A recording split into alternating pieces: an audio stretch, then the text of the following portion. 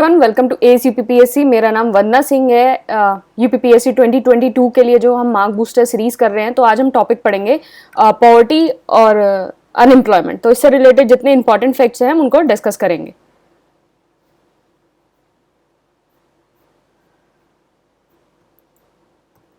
तो ये prelims 2022 course है, तो आप इसको ज्वाइन कर सकते हैं। बेसिकली यहाँ का नोट्स आपको प्रोवाइड होंगे, टेस्ट सीरीज, करंट अफेयर, और ये एक टेस्ट सीरीज है और एक करंट अफेयर कोर्स है। तो इस नंबर पे आप व्हाट्सएप करके इसको ज्वाइन कर सकते हैं। इंग्लिश मीडियम में है और 2021 वाला कोर्स था, उससे डायरेक्ट 84 क्वेश्चन प्रेडिक्ट हुए थे। तो नीचे पीडीएफ होगी, वहाँ वेरीफाई कर सकते हैं। टेस्ट सीरीज की डिटेल है एंड ये करंट अफेयर्स की डिटेल है। तो जो कोर्स है उसमें इकोनॉमी के नोट्स प्रोवाइडेड है, उसमें काफ़ी डिटेल में जो चीज़ें हैं वो हैं, और लेकिन इसमें हम जो है वन लाइनर फैक्ट जो एग्ज़ाम के लिए इम्पॉर्टेंट है उसको हम डिस्कस करते हैं। ओके, तो पहला है हमारा ऑफिशियल पॉवर्टी लाइन। तो ऑफिशियल पॉवर्टी लाइन जो है स्टेट टू स्टेट जो है बेस्ड होती है।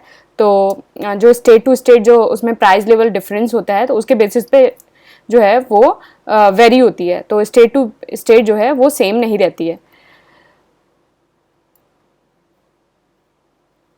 3 कंसेप्ट होते हैं अनएम्प्लॉयमेंट के। तो उसमें जो यूजुअल स्टेटस है उसका रेफरेंस पीरियड 1 ईयर होता है।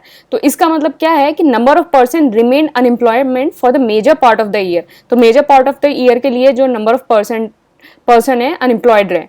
भगवती कमिटी जो 1973 में कॉन्स्टिट्यूट हुई थी, उसने थ्री कंसेप्ट ऑफ अनएम्प्लॉयमेंट दिए थे। एक था यूजुअल स्टेटस जिसका 1 साल रेफरेंस पीरियड है, फिर करंट वीकली जिसका 1 वीक है, और करंट डेली मतलब each day of the reference week.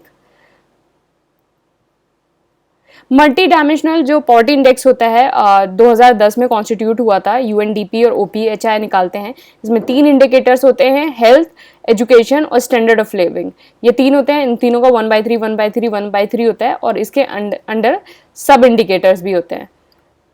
तो आप मुझे कमेंट बॉक्स में बताएंगे इनके सब इंडिकेटर्स। ये 3 इंडिकेटर्स हो गए और बाकी जो है सब इंडिकेटर्स होते हैं। लॉरेंस कर्व जो है distribution of income and equality को दिखाता है। इसका मतलब होता है relation between percent of income कितनी है, और percent of the people earned, मतलब हाउस होल्ड कितना है। तो ये जो है इन दोनों के बीच का जो ग्राफ है वो बताता है। एसआर हसीन कमेटी ने जो है आइडेंटिफाई किया था कि बीपीएल फैमिलीज अर्बन एरिया में। तो बीपीएल फैमिली अर्बन एरिया में, पहले आप 2 चीजें याद रखेंगे, बीपीएल फैमिली और अर्बन एरिया। एक रूरल एरिया के लिए भी है, और आप उस कमेटी का नाम बताएंगे। नोट्स में जो है वो ये सारी चीजें मेंशन है अच्छे से, उसमें सारा सब कुछ अच्छे से मेंशन है। तो आप मुझे बताएंगे कि जो रूरल वाली है उसका नाम क्या है। पॉवर्टी लाइन कौन फिक्स करता है? नीति आयोग।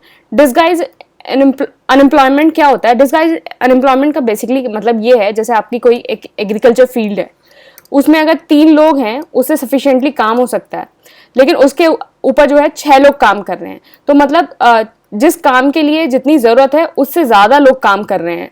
तो दिस इज डिस्गाइज एम्प्लॉयमेंट। मतलब इसका मतलब हिडन अनएम्प्लॉयमेंट होता है, इनविजिबल अनएम्प्लॉयमेंट होता है। तो ये बेसिकली मेनली किससे रिलेटेड होता है? एग्रीकल्चर एरिया और रूरल एरिया से, एग्रीकल्चर सेक्टर और रूरल एरिया से। इसमें मार्जिनल प्रोडक्टिविटी 0 होती है। तो मार्जिनल प्रोडक्टिविटी 0 होती है। तो डेफिनेशन ऑफ एब्सोल्यूट पॉवर्टी जो है यूएन ने दी थी, कौन से ईयर में? ईयर आ जाता है कभी कभी, 1995 में दिया था।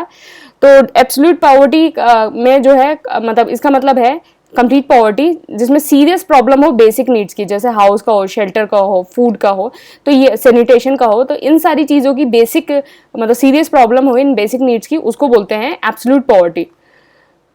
तो एब्सोल्यूट पॉवर्टी जो है हमारा नॉन डिफरेंट पॉवर्टी होता है in the major on the basis of the livelihood growth. तो लाइवलीहुड ग्रोथ के बेसिस पे मेजर किया जाता है। पीएम श्रम योगी मानधन योजना, इसमें जो पेंशन है वो ₹3000 पर मंथ मिलेगी जब आप 60 साल के हो जाएंगे, और ये लॉन्च हुई थी फरवरी 2019 में। जो आइडिया है सेल्फ हेल्प ग्रुप का as an effective tool for poverty alleviation, ये किसने दिया था? मोहम्मद यूनुस ने, बांग्लादेश के जो इकोनॉमिस्ट हैं उन्होंने ये आइडिया दिया था। हाईएस्ट पॉवर्टी रेशियो जो है छत्तीसगढ़ में है 39.93, फिर झारखंड में है 36.96, बिहार का है 33.74, उड़ीसा का है 32.74 एंड यूपी का है 29.43। नंबर ऑफ पुअर किस में सबसे ज्यादा है? नंबर ऑफ पुअर जो है उत्तर प्रदेश में सबसे ज्यादा है। तो उत्तर प्रदेश में नंबर ऑफ पुअर सबसे ज़्यादा हैं, और फिर महाराष्ट्र में 97.9 है, उत्तर प्रदेश के बाद बिहार, एमपी और फिर उसके बाद महाराष्ट्र में है। स्लोगन जो है गरीबी हटाओ किस 5th 5 ईयर प्लान में आया था, और 1974-75 में, और ये बेसिकली जो किस मॉडल पे बेस्ड है, डीपी धार मॉडल, जो बात करता है पॉवर्टी रिमूवल एम्प्लॉयमेंट बूस्ट। तो ये आप ध्यान रखेंगे कि पॉवर्टी रिमूवल एम्प्लॉयमेंट बूस्ट कौन सा मॉडल है, डीपी धार मॉडल। और इसी 5 ईयर प्लान में जो है आपके रीजनल रूरल बैंक भी वो भी स्टैब्लिश हुए थे 1975 में। तो फर्स्ट ईयर 5 ईयर प्लान जो है 1951-56 में हरड़ दोमर मॉडल जो एग्रीकल्चर इरिगेशन से है, फिर सेकंड वाला महालनोबिस मॉडल जो हैवी इंडस्ट्री से रिलेटेड है, थर्ड वाला जो है जे संधि एंड सनमे जो मॉडल है, ये आपको ज़्यादातर पता नहीं होगा, मतलब इसको इम्पॉर्टेंट भी है, तो ये ध्यान रखिएगा। 1961-66 जे संधि एंड सनमे मॉडल, ये स्पेशल एग्रीकल्चर एंड इंडस्ट्री से रिलेटेड है। फोर्थ वाला जो है 69-74 में आया था, ये अशोक मुद्रा एंड एलन मित्रे, इसमें बात की गई है self reliance with self sufficiency. तो जो सेल्फ रिलायंस मतलब आत्मनिर्भर जो है आपका यहाँ से शुरू हो गया था 4th 5 ईयर प्लान से। अब बी का 4th 5 ईयर प्लान से जो है हम सेल्फ रिलायंस के बारे में बात करनी शुरू कर दी थी, सेल्फ सफिशिएंसी और सेल्फ रिलायंस। तो आत्मनिर्भर जो है वो यहाँ से शुरू हो चुका था 4th 5 ईयर प्लान से। तो क्वेश्चन ऐसे नहीं आएगा कि आत्मनिर्भर नहीं होगा, मतलब पता है आप सबको क्यों नहीं आएगा, लेकिन सेल्फ रिलायंस के बारे में आ सकता है कि सेल्फ रिलायंस सेल्फ सफिशिएंसी कौन से में था, 4th में। तो 4th में 1969 से 74। पॉवर्टी लेवल जो है हाउस होल्ड कंज्यूमर एक्सपेंडिचर से मेजर होता है। पॉवर्टी मतलब क्या होता है कि मिनिमम इनकम, जो पॉवर्टी लेवल क्या होता है, minimum income required to meet the basic requirement is called poverty line. ये है $1.9% पर डे, और वर्ल्ड बैंक ने दिया है ये। जो सुरेश तेंदुलकर कमेटी है उसने जो आपकी पॉवर्टी लाइन बताई थी ₹27 पर डे रूरल में और ₹33 पर डे अर्बन में। और जो इस में जो परसेंटेज ऑफ पॉवर्टी एस्टिमेट हुई थी वो 37 इस बेसिस पे तेंदुलकर कमेटी ने जो पॉवर्टी लाइन बताई थी उसके बेसिस पे जो एस्टिमेट हुई थी 37.2% जो पॉपुलेशन है वो पुअर है 2004-05 में, और फिर 2011-12 में ये रिड्यूस होकर 21.9% हो गई। रंगाराजन कमेटी है वो उसने ये जो आपकी पॉवर्टी लाइन बताई थी 47 पर डे पर्सन अर्बन का और 32 रूरल का, लेकिन गवर्नमेंट ने ये सारी रिकमेंडेशन जो रंगाराजन की है वो एक्सेप्ट नहीं की हैं। तो ये एक्सेप्ट नहीं की हैं, यही जो है अभी है तेंदुलकर वाली। ह्यूमन पॉवर्टी इंडेक्स 1997 में आया था। इसमें percentage of people dying under 40, percentage of people deprived of the health service and safe drinking, under 30 condition of the nutrition and death. तो ये 1997 में आया था, तो ईयर पूछ लिया जाता है, लेकिन जो 2010 है इसको रिप्लेस कर दिया गया MPI से, मल्टी डायमेंशनल पॉवर्टी इंडेक्स से। साइक्लिक पुअर क्या होता है, वो पुअर जो continuously between the being poor and non poor रहते हैं। मतलब ऐसा हुआ जैसे आपके पास थोड़े से पैसे आ गए और फिर उसके बाद आप थोड़ा सा उस साइकिल से बाहर निकले, फिर आपने बहुत ज़्यादा एक्सपेंडिचर कर लिया, फिर आपके पास पैसे ख़त्म हो गए तो आपका कंजम्पशन एक्सपेंडिचर फिर रिड्यूस हो गया, तो फिर आप पुअर आ गए। तो पुअर नॉन पुअर के बीच में जो है जो कंटिन्यूसली रहते हैं उनको साइक्लिक पुअर कहते हैं। मोस्ट वाइड स्प्रेड जो अनएम्प्लॉयमेंट है वो डिस्गाइज एम्प्लॉयमेंट है। रीज़न एक ये भी है, हम ज़्यादा एग्रीकल्चर सेक्टर में इन्वॉल्व हैं और जो मतलब नंबर ऑफ पीपल ज़्यादा उसमें एम्प्लॉयड हो जाते हैं, जो मतलब फैमिली लेबर एक तरह से होता है उसमें एग्रीकल्चर में, कि अगर आपका एक खेत है उस पर काम कर रहे हैं तो अगर 2 लोगों की ज़रूरत है तो पूरा घर उस खेत पे लगा हुआ है, तो this is sort of a disguise unemployment. तो मोस्ट वाइड स्प्रेड अनएम्प्लॉयमेंट होता है। Concept of vicious cycle of poverty जो है रगनार नुत्से ने दिया था, उनकी एक बुक थी problem of the capital formation in under developed countries. तो आप यहाँ ध्यान रखेंगे, रगनार नुत्से ने विशियस साइकिल ऑफ पॉवर्टी, तो बेसिकली पॉवर्टी के बारे में बात की थी। अनएम्प्लॉयमेंट इन इंडिया जो है वो एक तरह का स्ट्रक्चरल अनएम्प्लॉयमेंट है, तो स्ट्रक्चरल अनएम्प्लॉयमेंट जो है इंडिया का है। अनएम्प्लॉयमेंट एंड पॉवर्टी एस्टिमेट कौन देता है? NSO देता है, जिसको NSSO था पहले, लेकिन अब इसका नाम चेंज होके NSO हो गया है, मर्ज होके, तो NSO देता है।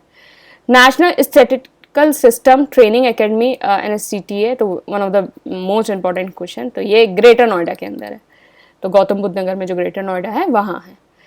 स्टेट यूटोपिया ऑफ इंडिया किसको बोला जाता है? एमपी को बोला जाता है, मध्य प्रदेश को, क्योंकि यहाँ माल न्यूट्रिशन बहुत ज़्यादा है। टारगेट पब्लिक डिस्ट्रीब्यूशन सिस्टम, जिसको हम पीडीएस के बोलते हैं, पीडीएस, और 1997 में लॉन्च हुआ था। पॉवर्टी के एस्टिमेट कैसे निकालते हैं? पॉवर्टी के एस्टिमेट कैसे निकालते हैं? पहला head count ratio, calorie intake, फिर हाउस होल्ड कंजम्पशन एक्सपेंडिचर। तो इस तरह से इनको लेके निकालते हैं। हेड काउंट रेशियो कितना है, कैलोरी इनटेक कितना हो रहा है, हाउस होल्ड एक्सपेंडिचर क्या है। तो इन सारी तरीके से जो है पॉवर्टी निकाली जाती है। पॉवर्टी लाइन किससे निकालते हैं? पॉवर्टी लाइन जो होते हैं कंजम्पशन डाटा से पॉवर्टी लाइन निकाल दी जाती है। वाईके यगलक कमेटी 1979 में कॉन्स्टिट्यूट होती। पॉवर्टी लाइन दिया था इन्होंने, पॉवर्टी लाइन दिया था पर कैपिटा कंजम्पशन एक्सपेंडिचर से रिलेटेड। तो 2400 किलो कैलोरी रूरल एरिया के लिए और 2100 किलो कैलोरी अर्बन एरिया के। वाईके यगलक कमेटी 1979। कल्चरल पॉवर्टी जो कंसेप्ट है वो किसने दिया था? ऑस्कर ल्यूइस ने। कल्चरल पॉवर्टी ऑस्कर ल्यूइस ने कंसेप्ट दिया था। ग्लोबल हंगर इंडेक्स जो है वो कौन लॉन्च करता है? इफ्री, यूएस बेस्ड है ये। Wealth hunger life German based है ये। And concern world wide Irish है। तो पहले ये दोनों ही करते थे, जो कंसर्न वर्ल्ड वाइड है वो बाद में एड ऑन हुआ है। तो ये तीनों लोग मिलके को पब्लिश कंसर्न वर्ल्ड वाइड करता है। तो इसके अंदर जो इंडिकेटर्स है वो है अंडर न्यूट्रिशमेंट, मतलब कैलोरी इनसफिशिएंट देखा जाता है इसमें। वेस्टिंग है, मतलब अंडर 5 जो है लो वेट फॉर हाइट, तो इसमें वेट और हाइट देखा जाता है वेस्टिंग में। तो कभी कभी ऐसे भी आ सकता है कि जो वेस्टिंग है उसकी डेफिनेशन क्या होती है, तो आप यहाँ ध्यान रखेंगे वेट और हाइट का प्रोपोर्शन देखा जाता है। तो लो वेट फॉर हाइट, स्टंटिंग जो हो गया लो हाइट फॉर एज, तो यहाँ एज का देखा जाता है। For mortality, इनएडिक्वेट nutrition and unhealthy environment, तो ये दोनों चीज़ें, इनएडिक्वेट न्यूट्रिशन एंड अनहेल्दी एनवायरनमेंट, तो ये अंडर 5 ये तीनों चीज़ें देखी जाती हैं। अंडर न्यूट्रिशमेंट हो गया, calorie insufficient. Okay, poverty eradicate करने के लिए कुछ स्कीम लॉन्च हुई थी, जैसे इंटीग्रेटेड रूरल डेवलपमेंट प्रोग्राम 2 अक्टूबर 1980 में आया था। Training of rural youth for self employment, जो ट्राइसेम बोलते हैं, 1975 में। National rural employment programme NREP अक्टूबर 1980 में। एजुकेटेड अनएम्प्लॉयमेंट एक टर्म कॉइंड हुई थी, और ये टर्म जो दी है KP कन्ना ने दी थी केरला को। तो केरला में जो है सबसे ज़्यादा जो है एजुकेटेड अनएम्प्लॉयमेंट, मतलब पढ़े लिखे लोग ज़्यादा हैं, लेकिन वो मतलब लिटरेट ज़्यादा हैं। लिटरेट का मतलब होता है कि अबव 7 जो लिख सकता है और रीड कर सकता है, तो वो आपका लिटरेट होता है। तो एजुकेटेड अनएम्प्लॉयमेंट क्या है? मतलब लिटरेट लोग ज़्यादा हैं, लेकिन दे आर मतलब मैक्सिमम अनएम्प्लॉयमेंट है, मतलब प्रपोर्शन का। तो ये केरला को जो KP करना है उन्होंने ये टर्म दी थी।